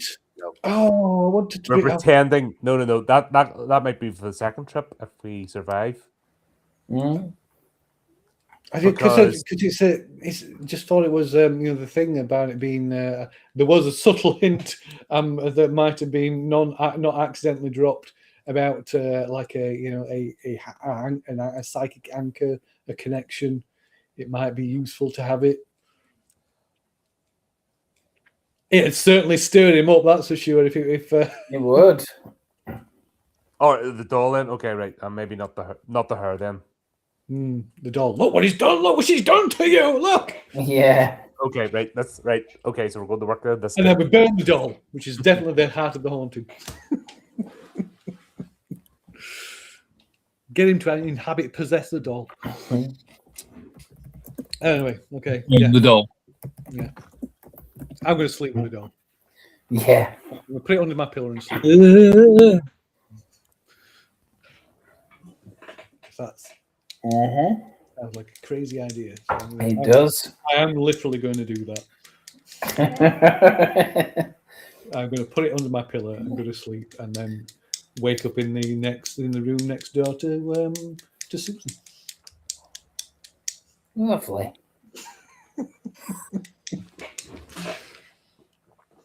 Okay. You sleep with the doll under your pillow.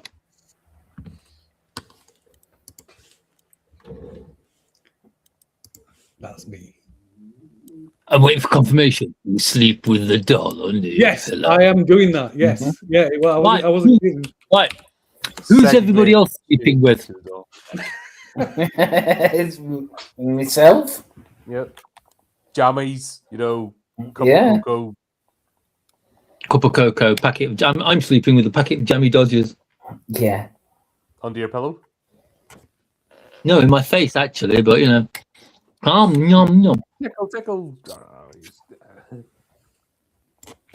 It'd be inappropriate to tell that story now. Right then. So basically, right. So you've spent the rest of the day. Well, you spend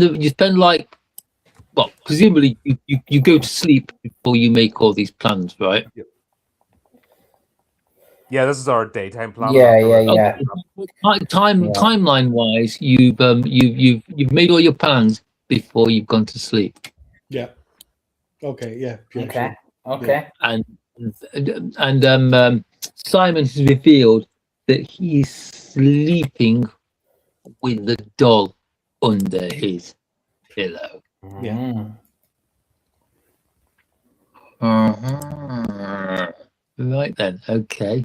That sounds a crazy ass thing to do. And It it does. might just work. More, followed by wah, wah, wah. Right then, And they found Mr. Brown stood at the side of the crusher where his two Right. dead you, like, remains. like, Simon, you have a little bit of trouble getting to sleep because even though it's only kind of the doll itself is kind of like the size. You remember the Playmobil dolls? I don't know if you can get them anymore. They're about 4 or 5 inches. Yeah. Right. The doll is only kind of this really, really small dolls. It's that kind of size of doll. Mhm. You stick it under your pillows and you try to go to sleep. But no matter how much you toss and you turn, you can feel this damn doll It's like the almost Princess like Piggy. digging into the side of your head. Mm. It's like eventually fluffing your cushions and folding them over and whatnot. You manage to find it where it's comfortable enough that you fall asleep, but you can still feel the presence of the doll. Mhm. As you fall asleep and you drift into dreams. You can still feel the presence of this doll. Make me a look check. Oh, I think it's one of the good ones. Is it? Oh no. Well, By the way, instead of when I say make a roll, you can, if you want, automatically fail it. oh, If I'm you going to want to. automatically fail it. I'm just saying instead of rolling, No, you can no, automatically. I'm assuming. Yeah, I'm going to automatically fail it. I will choose to automatically fail. And Right, The roll. right, let the consequences right. of an automatic Right. failure. Okay. Right. If you'd made a look roll, yeah, I would have allowed you a mental shield roll, No bollocks. which would have ended what is about to happen right now. Okay, I'll take it on the mental chin. See, in future games, can I choose to automatically pass a roll? Because that would make my game. My role play sessions would be completely That different. totally depends on how big a bung you pass me under the table. What do you mean?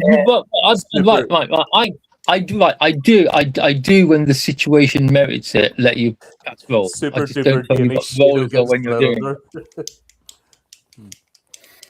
Not even Greg's, like M&S Danish pastry, you know. It's like even if Lee hadn't made his sense evil way score, he made his sense evil way roll. I would have made him aware that something had changed. Yeah. Something had changed about the person they were looking at. They just wouldn't be kind of like, my God, I know who this is. Oh, did you look into what? Oh, no, because you're going to sleep first. Right. Simon. Simon. Right. Yes, You sir. wake up.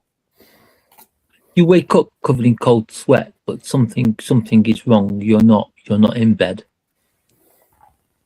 Oh. You're lying on something cold and hard. Oh no. And looking up, the sky is blotted out. In fact, if anything, the sky seems to be coming closer, perceivably closer, quite slowly, but coming closer. And if coming from your ears, almost as if in the distance, you can hear the noise of powerful hydraulic rams pushing down on something, and the creak of a large slab of metal slowly lowering. I shall get up and try and get out of what I presume is the crusher. Right, you sit up. As you sit up, you feel something hard and heavy brushing the top of your head. Is there a way out? I look around like desperate, like in a blind panic. Just, oh shit! All around you is darkness, except for a strip of light directly ahead of you, which is very so slowly becoming slimmer and slimmer. I shall move as quickly as possible to the impossibly slim bit of light in the Right, you stand up as best as you can, almost bent over double, and start moving as quickly as you can. As you move, you feel the thing pressing against your back getting lower and lower until the point where you stumble and you fall to your hands and knees. Oh yeah, I'll just start scrambling as quickly as I can. Right, you start scrambling. The floor is slippy, it's slick, not with kind of like an ice kind of slick, but a more fluid, oily kind of slick. As you scramble forward, a mangled white hand reaches out of the shadow by the side of you and grabs hold of your wrist. An imperceivable, ununderstandable gurgling noise comes through as a pile of meat and guts with bones sticking out of it, hideously distorted head drags itself towards you, gurgling. In the distance, you hear high-pitched laughter coming from the direction of what you see as your only escape. Okay, get the fuck off, Peter! And scramble. Right, you shake your hand. No. Actually, I'll kind of say that, and then I'll like hesitate, and I'll grab his hand, and I'll try and drag him with me. Right. You drag him along, crawling as you do, hearing the whine and the wheeze of the hydraulics and the creak of the crushing plate. The laughter in the background, high-pitched laughter, as I said. Looking back, you see that Peter is kind of like slowly leaving bits of himself behind as his body comes back in chunks. The pressure becomes too much, and you are forced to crawl on your stomach. Slithering along like a snake. As the weight slowly crushes onto you, make a luck roll. Heart attack. Look roll. Where's my luck? It is not really bad. And we are not lucky. Oh dear! Like you lose your grip on Peter. No, Peter. But there's no time. There's no time to stop as you keep going. You can see the gap ahead of you closing quite quickly now. You push an arm through it and grab hold of the side of what you now know is the crusher. What do you want to make? An agility roll or a strength roll? I will make a for fuck's sake. Not a strength roll. Certainly not a strength roll. It'll be an agility roll.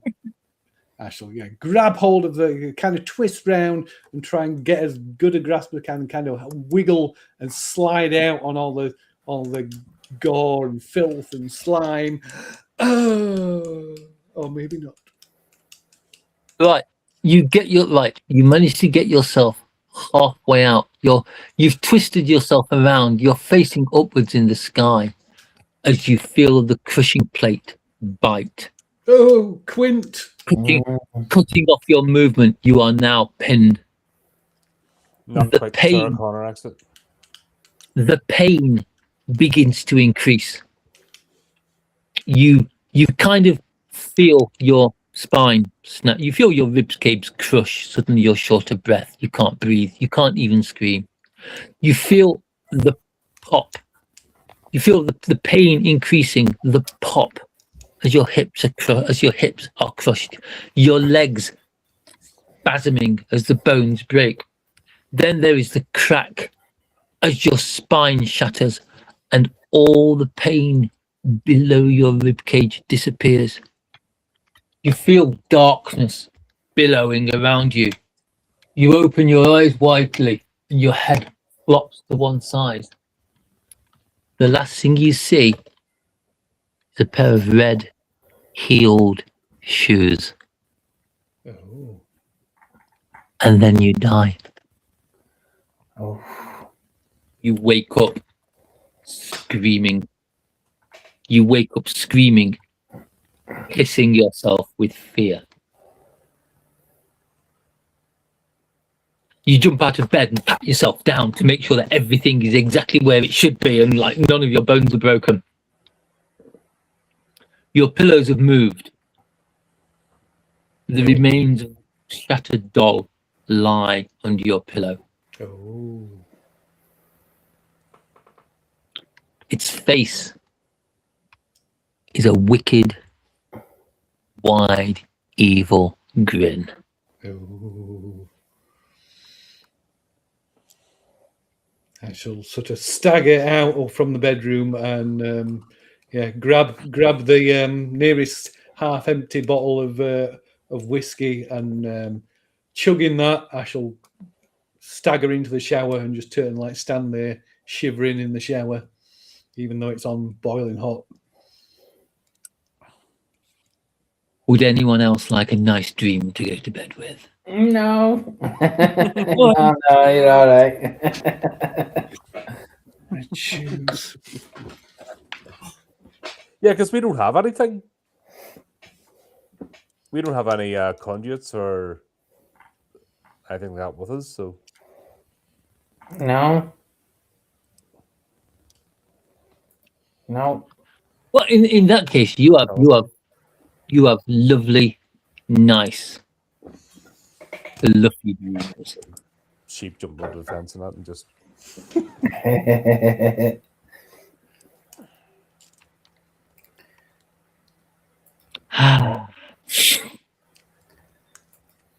So, what do you guys do when you wake up? Because I don't think Simon's going to sleep again. No. No. Maybe after he passes out after drinking the bottle of the rest of the bottle of whiskey. So I'm just going to have my equipment because I want to make sure this is recorded for posterity and for the archives. So same again, another rig so we can record this thing happening.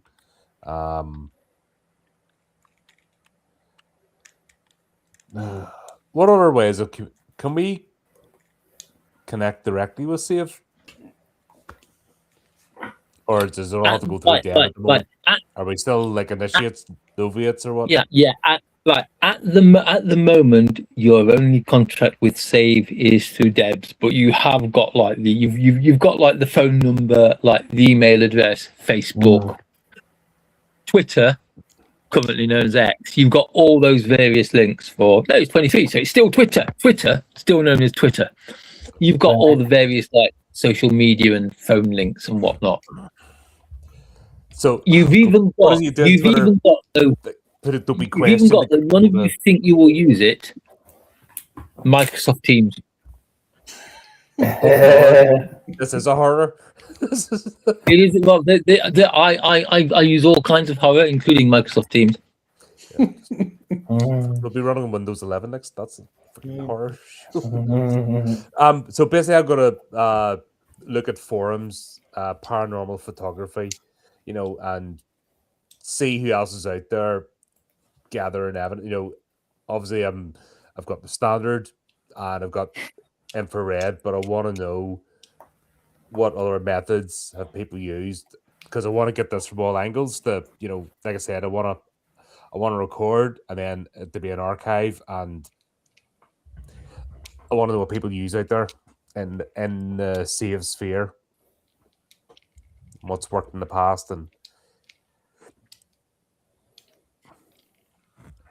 Save has its fingers in many pies.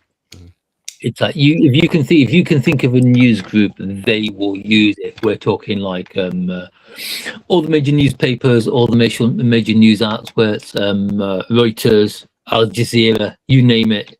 No, but I'm looking for active agents, It's like right, so this is right, what basically what it is through the forum groups. Okay, other agents of Save who actively. I can't be the only photographer. Right. Debs, I presume you told Debs gives you an onion link to a dark website. Mm. So I'll just explain. She does not tell you how to contact it, because I'm not going to broadcast how you joint link up to the dark web. No, that's being nice, good, jolly, like people from the United Kingdom. We're not supposed to know of these things. We get black bag midstream. Get their doors kicked in. So basically what I'm trying to find out is people who have recorded paranormal activity or seances. I've limited to, I've only discovered infrared as an option, but are there other options there? Because I want to record this as it happens, and I want to get evidence. Because one thing that was obvious in the hospital, neither piece of equipment picked up that Susan was possessed or there was a spirit there. So I'm just trying to see what other options there are. Oh no, it's like the equipment was the spirit box on? Nobody mentioned it. No, it was just like I said, it just recorded via infrared. We didn't go in full. Like I said, it's the thing with spirit boxes and all is they just make noise, but I'm talking about actually recording. So I want are there others, like for example infrared, ultraviolet, or is there something else that actually records spectral phenomena to a point that proves that it's there? You find a really useful Are you using this mysterious, dubious onion site? Well, if the apps give it to me, then obviously it's completely legit. Right. Just because they're not long conventional, let's not throw the shade around and make disparaging comments. Right, she's like right then the membership number on your. Do you want to call it a contract? Let's call it a contract. The membership number on your contract is your password. Mm-hmm. She's like, she says, forgetting to use her Liverpoolian accent. Probably from Birmingham. No, Liverpool. Because if he was from Birmingham, she'd be like, nah, Liverpool. See, it's massive difference.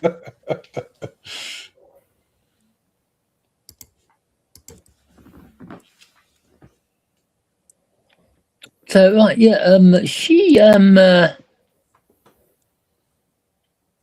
gives you she gives you the information you need so that you can log into the site. The site is basically in night. It's in dark mode, and across the screen, a very very gothic, really kind of font up the top. It says Society Argentus via Eternitata.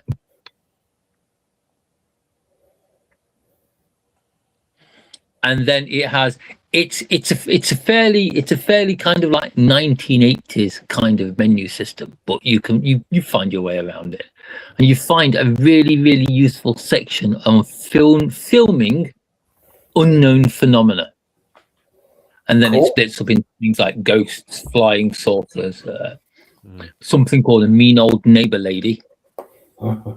And it basically it goes you through the various phenomena that you can photograph a ghost, such as in natural light you can pick up phantom images, you can pick up traces where ghosts have been. If you use light intensification, you can pick up these things called spirit balls, which are little motes of light that float around. And it goes through all these various ways. It doesn't suggest using infrared, because not all unknown creatures actually have a heat trace, positive or negative.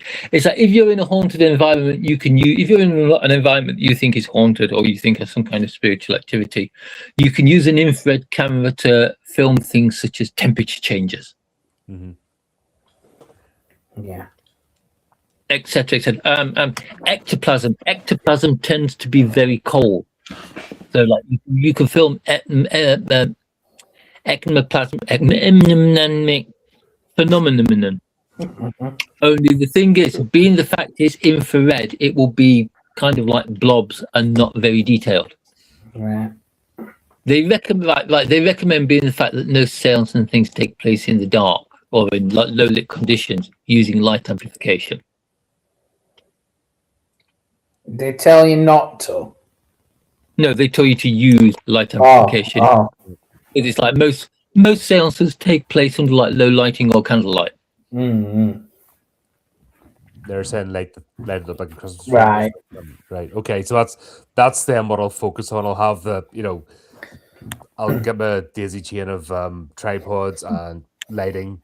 I'll have one infrared to see if there are temperature changes, but this is to record whether we survive or not, so that the archives could be brought back to save and used in future investigations.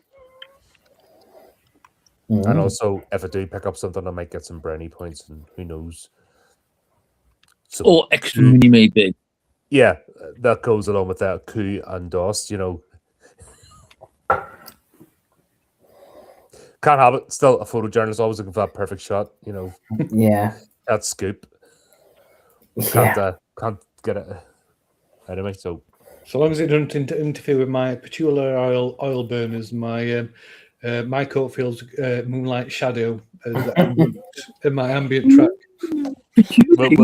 We'll compare. We'll get the color. You know what I mean? We'll get the complementary color charts out, and we'll just make sure that we're.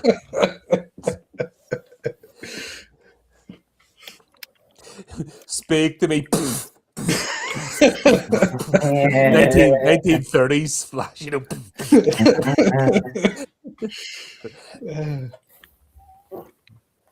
Cool.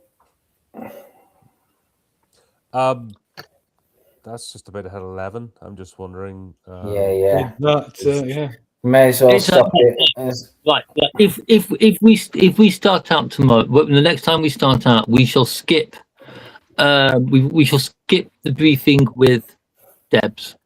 We'll skip arriving at the scrapyard, and if you like, we can kick in straight away with the seance. I'm sure nothing will go wrong.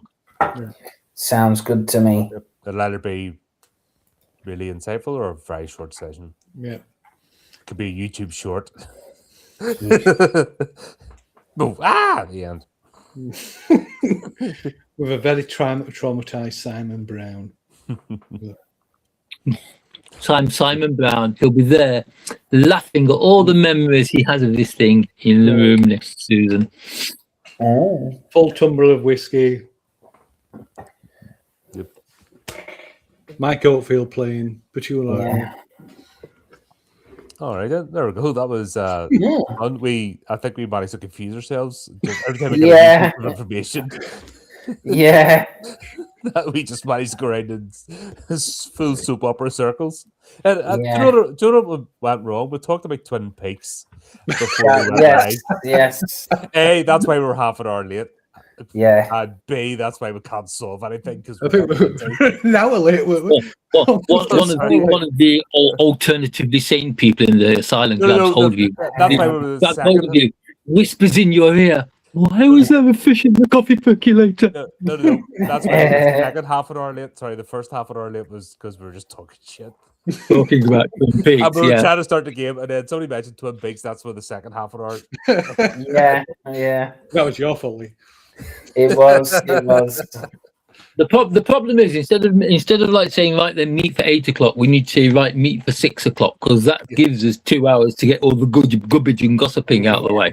Yeah. We'll still start late now because we'll still start late because we'll just find more things to talk about. Yeah, it never stops. But there you go. Another class one. Thanks, Lee, and hope we're not derailing this too much. But hey ho, that's all part of the journey. It's not the destination. We're trying to avoid the destination. I don't know where the destination is. I have no idea where we're going. But there you go. Thanks for everybody thanks to everybody for tuning in. And just leaves me to say, until next time, keep up to date with the channels, do the clicky things, and remember to keep it creepy, keep it horrific.